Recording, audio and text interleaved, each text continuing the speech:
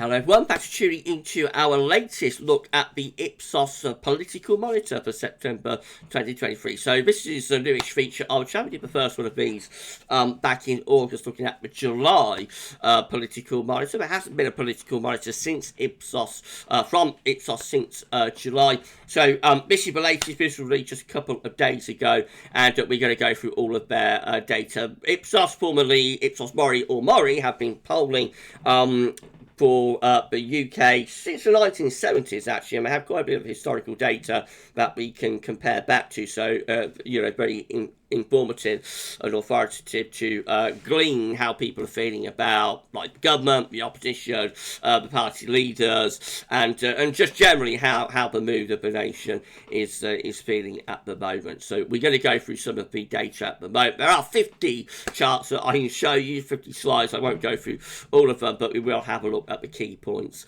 very shortly. So I'll get on that for you in a second. Just say that if you're enjoying the content on the channel at the moment, and please do like, share, subscribe. Thank you so much, everybody, for doing that. Probably about 12 months away from the next UK general election, and these, particularly the opinion poll tracking videos, will be getting more frequent when we get into next year and we count down into the general election. So yes, watch this space for more content to come. Thank you so much to Ipsos for supplying all of this data. You can find the link to Ipsos in the description with this video.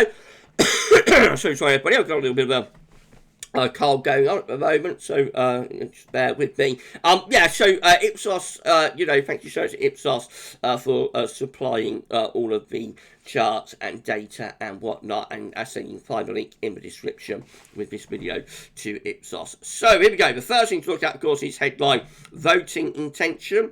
So for this poll, Ipsos found 44% saying that they intended to vote Labour at the next general election. 24% are saying Conservative, so that gives Labour an overall lead of 20% from Labour to Conservatives. Liberal Democrats are on 12%, Greens on 8%, and others on 11%. That would include Reform and SNP and whatnot. Of course, not everybody will give an answer to that. Some people will say they don't know or will refuse to say who they intend to vote for. So if you take out all of the don't knows and won't says, Labour still is on 44%, but Conservatives tick up one, 25%, Liberal Democrats tick down 1 to 11%, Greens down 8%, and others tick up a couple of points to 13%. That gives Labour an overall lead of 19%, very significant lead, with all giving a voting intention. This is how voting intention looks back to 2004, so back to Tony Blair's government, January 2004.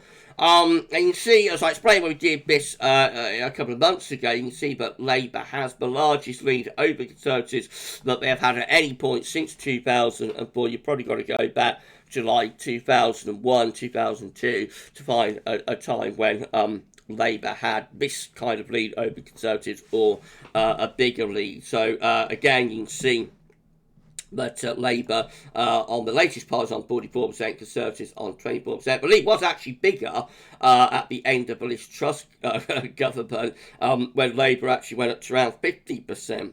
With Ipsos, and the Conservatives roughly where they are right now. So the Conservatives are treading water at the moment. They're not really improving. There's no noticeable improvement there in the Conservative position since the Liz Truss government. Labour have ticked down slightly since the Liz Truss government, but nevertheless, still with a very, very large and significant lead. I would expect, as we go through the last year of the Parliament, we will probably see the Conservatives moving upwards a bit. As I explained in the last opinion poll tracking video, there is usually a swing back to the governing party in the final year of the Parliament. So the Conservatives will probably lift up, Labour will probably drop from there. But nevertheless, the lead is so significant that I think it'd be very, very, very difficult for the Conservatives to overturn that. Labour reached, around the Liz Truss government, Labour reached such a high level of people saying that they're going to vote for them that it will be very hard, but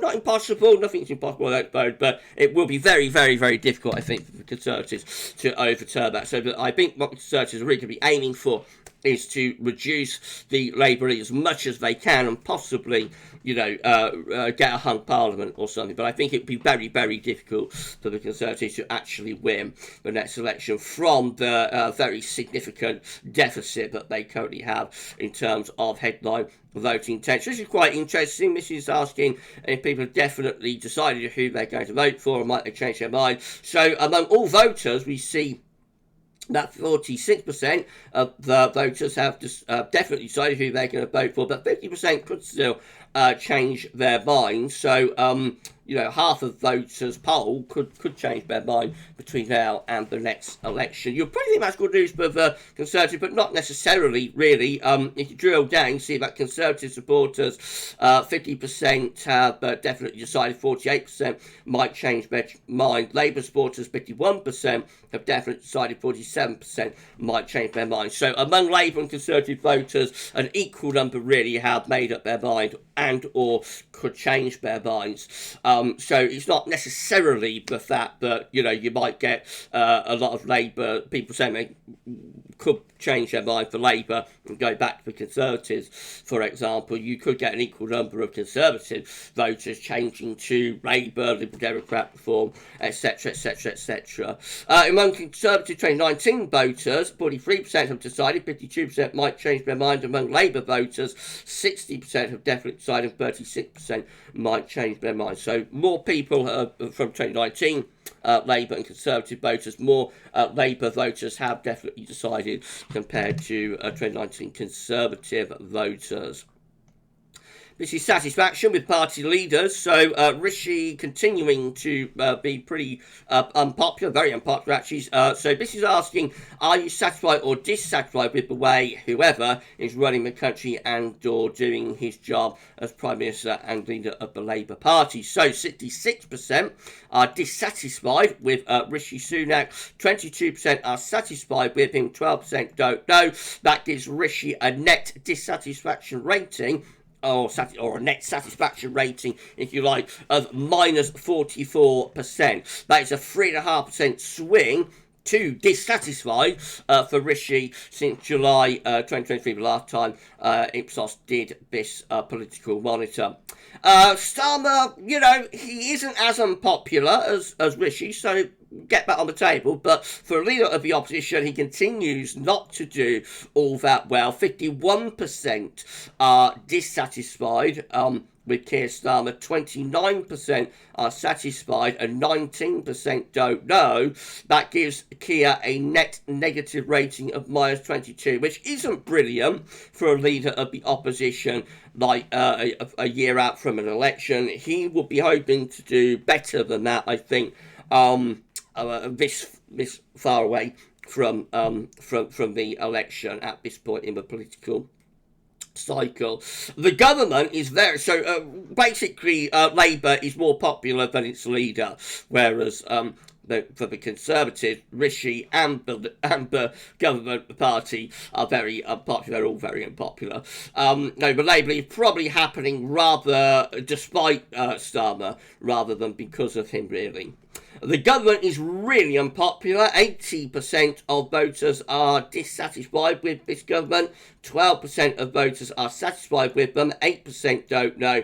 That gives the government a net satisfaction rating of minus 68%, which is absolutely atrocious. Here's Rishi is satisfied and dissatisfied. So at the beginning, the amount of people satisfied and dissatisfied with him are the same. But ever since then, he has been getting more unpopular. You can see how his dissatisfaction rating has been growing, and his satisfaction rating has been falling away. So he's never really had a honeymoon, to be honest. And he starts off, not that popular, and he just gets more unpopular over the past year or so. Among Conservative supporters, his satisfaction rating is dropping as well. So even among Conservative supporters, you see how his satisfaction rating is lowering. His dissatisfaction rating is probably rising a little bit, quite steady, but certainly his satisfaction rating is dropping. This is how Rishi compares with past prime ministers. So he is just here, and actually is on a par with Gordon Brown at this point in Gordon Brown's premiership. So, of course, that's the last time we had a change election at the end of the Gordon Brown ministry, and you see, but Rishi is at that kind of level with Gordon Brown.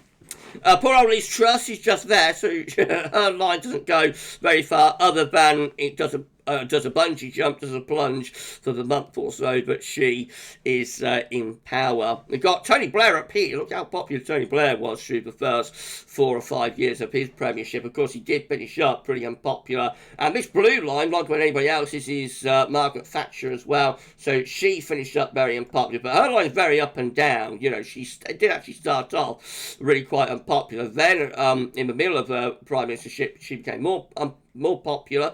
Then she became quite unpopular again. Then she became more popular again, and she finished up very, very unpopular at the end. So she does something a little bit different, as does Tony Blair, but the two longer reigning prime ministers there. Right, this line just here, by the way, I think is going to be, who's that? It could be John Major. So John Major is quite interesting. He was very, very unpopular later on in his prime ministership. Earlier on, he was a little bit more popular. It's hard to make his line out, but he's up there somewhere early on. So that's just before he wins the 92 general election. So if anybody's hoping, Conservative voters hoping that next election will turn out to be a 1992, look how far apart Rishi is from where John Major was with his popularity before the 1992 general election.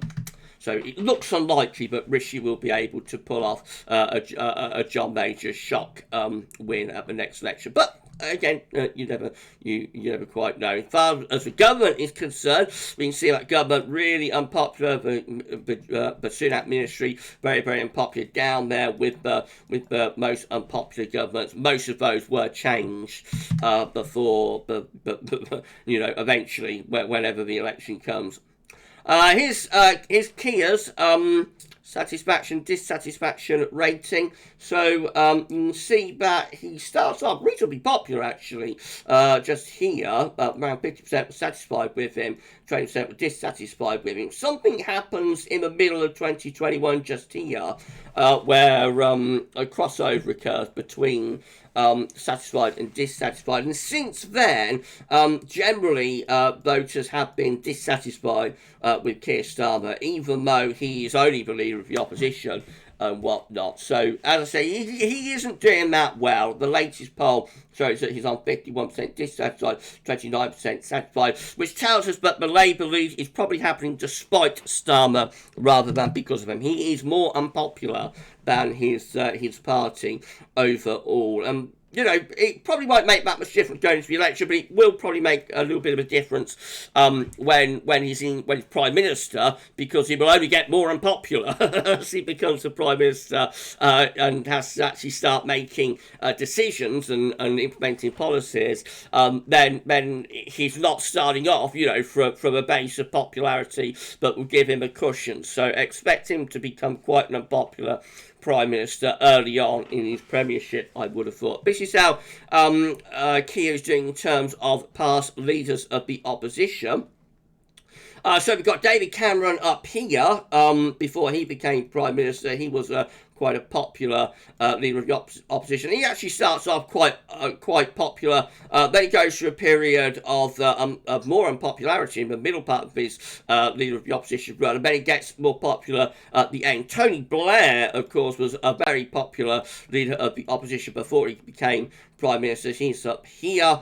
And you can see, but with Starmer, so Starmer starts off where Tony Blair was. Actually, he did start off quite a popular leader of the opposition, but then he falls down to here, and he's like in a group through here and here. He's like in a group with leaders of the opposition, but never made it really. So he's with he's not as unpopular as Corbyn, and he's not as unpopular as Foot. So those two are down there. So he's not with those, but he is kind of with I don't know, he's kind of with Ed Miliband, and he's kind of with Neil Kinnock as well. Probably John Smith, although he never had the opportunity to fight an election, of course, because he died in his time as leader of the opposition. He's sort of with Michael Howard and Ian Duncan Smith and William Hague as well. But I think the closest leader of the opposition he is to is probably to Kinnock, probably to Neil Kinnock. Actually, when you look at that, and as I say, he is in a group of leaders of the opposition that never went on to become Prime Minister. So he's not doing great. Kier is not doing great as leader of the opposition. Right, we'll move on from there, and we'll have a look at economic optimism. So, as far as, but having said that, all of that about Keir Starmer, just one thing to get on the table, of course, re-emphasise, is that although not doing great, he's not doing anywhere near as badly as Rishi Sunak, and I suspect that's what will count in the end. You know, he is not that popular, but he is doing better than the Prime Minister, and Labour is much more popular at the moment than the Conservatives and the government. Economic optimism, so 55% think that the economy is going to get worse, 20% expecting the economy to improve, so people are pretty pessimistic about the economic fortunes at the moment. That is not as bad as it was a few months ago, when people expecting the economy to get worse was actually about 70%, so not as bad as that, but nevertheless, people are still pretty pessimistic about the economy. That's always always a sign of trouble for the government. You can go back to 1998 with this, and you can see that with just here. So again, that's how many people were expecting the economy to get worse a few months ago, in 2021, 2022, after the pandemic, etc., etc., etc. Right, okay, so move on from that. Let's come down to leadership. So, asking various questions here, comparing Sunak to Starmer. So, capable leader, 26% say Rishi, 35% those say Starmer, good in a crisis, 28% say Sunak, 23% say Starmer, so Sunak leads on that one. But you see, through most of these questions, Starmer is leading Sunak on most of those questions, particularly on this one, out of touch with ordinary people. 73% think that Rishi is out of touch with ordinary people. 47% think that Starmer is out of touch with ordinary people. Right, so we shall move on from that one as well, I think. Let's come down to here. Who will make the most capable Prime Minister? So at the moment, we've got 32% saying Rishi, 36% are saying Starmer. So Starmer has a lead on who's going to make the most capable Prime Minister. They've got historic data, for that question as well. Party image, Conservative versus Labour, so various negatives and positives here. Will price anything to win votes. 71% say Conservative, 62% say Labour. Divided, we've got 64% saying Conservative, 49% saying Labour. Out of touch. On the negatives, the Conservatives are generally leading. On the more positive questions, understands problems in Britain, for example, 46% say Labour. Fit to govern, we've got 34% saying Labour, 21% saying Conservatives. Concerned about people in real need in Britain, 47% say Labour, 14% say Conservatives. So on the negative questions, the Conservatives leading. On the positive questions, Labour are leading, sometimes quite significantly and substantially. Right, so there are the slides in terms of those questions. Let's come on down, come down. Let's have a look. Is the opposition ready to form the next government? So for that question, 38% are saying are agreeing that the opposition is ready to form the next government. 43% are disagreeing. So there is still a little bit of uncertainty within the population about whether Labour is ready to become ready to form the government. So it's always a little bit. It's always a little bit of a. That's always a question that favours the governing party, really, because people have a job at times to envisage an opposition moving from opposition to government. But that doesn't preclude a change of government. Else otherwise we would never get a change of government. But that's one for the Conservatives to cling to. That people are not. A majority are still disagreeing that the opposition is ready to form the next government. Is the government competent? So 69% are disagreeing with that, and 16% are agreeing with it. Does Britain need a fresh team of leaders? Look at this. It does imply that we've got a change election coming. On this question, 86% of voters polled are saying that are agreeing that Britain does need a fresh team of leaders, and just 8% are disagreeing with that. So that's quite significant, And in March 2010, for the last change election, we had 76% agreeing that Britain needed a fresh team of leaders, 18% disagreeing. So actually, the number of people saying we need a fresh team of leaders is higher now than it was before the 2010 general election. Of course, as I say, that's last time we changed the government, had a change general election. And finally, what will be the outcome of the next election? So it looks as though at the moment most people are expecting a hung parliament with Labour as the biggest party. So 34% are expecting that outcome, and 27% are expecting a Labour majority government. Only 18% are expecting a hung parliament with the Conservatives as the biggest party, and only 9% are expecting a Conservative majority government. The change on that since May 2023. So in May 2023, 43% were saying Labour as the biggest party in a hung parliament. So the number of people expecting Labour to be forming the next government as in a hung parliament has actually gone down from 43% to 34% since May.